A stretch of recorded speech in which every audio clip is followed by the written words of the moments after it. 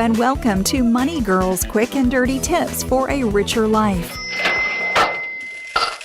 I'm your host, Laura Adams.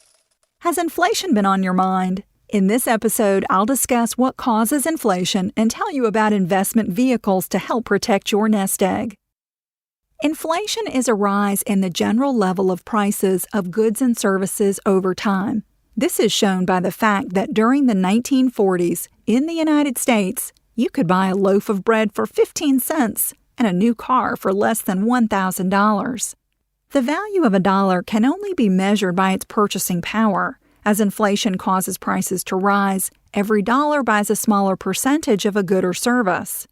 If the inflation rate is 4%, then a $2 loaf of bread will cost $2.08 in a year.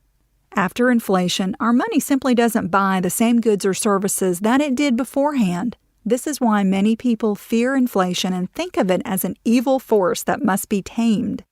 So, what causes inflation? Well, the most accepted idea about inflation is that it results from increases in the money supply of an economy. To understand this monetarist view, imagine an economy where nothing exists except loaves of bread and dollars printed by the government.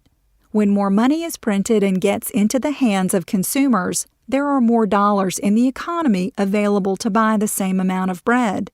This will drive up the prices that consumers are willing to pay. There are many measures of inflation, but the most well-known is the Consumer Price Index, or CPI. The CPI reveals changes in retail prices of a basket of consumer goods, such as food, clothing, and cars. The index compares the value of the same basket each year to calculate the level of inflation for that period. It's published monthly by the Bureau of Labor Statistics. I'll put a link in the show notes to a handy inflation calculator that allows you to adjust any amount of money for inflation according to the CPI from 1800 to the present. The real worth of your assets is not their absolute dollar amount, but what could be bought with those dollars. If your investments are making returns at or below the inflation rate, they're losing value. So it's important to understand the difference between nominal interest rates and real interest rates. A nominal interest rate is not adjusted for inflation, and a real interest rate has been adjusted for inflation. So the real interest rate is the nominal rate minus inflation. For example, if you earn 5% interest per year on money in a CD and inflation is 4% per year, then the real interest rate you are receiving is 1%. That's 5% minus 4%. The real value of your investment will only increase by 1% when the purchasing power of the money is taken into consideration. So how can assets be protected from inflation? Inflation index securities guarantee a return higher than the rate of inflation if held to maturity. These real returns offer protection against inflation, but provide low returns on investment. The following are 5 different types of inflation-protected securities. Number 1. Treasury Inflation-Protected Securities, or TIPS, are backed by the federal government. They pay interest on a principal amount that's adjusted for inflation as measured by the CPI. Here's a tip about TIPS.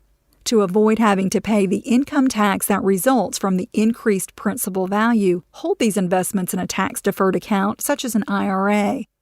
Number 2, municipal inflation-linked securities are issued by various government entities. They pay interest based on the CPI. They're similar to municipal bonds in that they're exempt from federal taxes and from most state and local taxes. Number 3, corporate inflation-linked securities are issued by companies. They carry more risk and therefore pay higher returns. The yields adjust monthly for changes in the inflation rate. Number 4, inflation-linked certificates of deposit are insured by the Federal Deposit Insurance Corporation, or FDIC. The interest rate changes annually based on inflation changes. And number 5, inflation-linked savings bonds, or I-bonds, are backed by the federal government. They grow with inflation-indexed earnings for up to 30 years. Federal income tax is deferred until the bonds mature or you sell them, and they're exempt from state and local income taxes.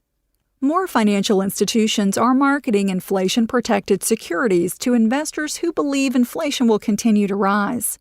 The investments can take the form of individual securities or mutual funds. Before I go, here's one final tip to battle inflation. When possible, negotiate employment contracts that include an automatic annual increase that matches the prior year's inflation rate. Cha-ching! That's all for now, courtesy of Money Girl, your guide to a richer life. I'm glad you're listening. Send all email comments and questions to money@quickanddirtytips.com or call into the Money Girl voicemail line at 1-877-6-RICHER. You might just make it on the show. If you forget this contact information, just go to the Quick and Dirty Tips Network website at quickanddirtytips.com. This podcast is for educational purposes only and is not intended to be a substitute for seeking personalized professional advice. Be sure to consult a tax or financial advisor before making important financial decisions.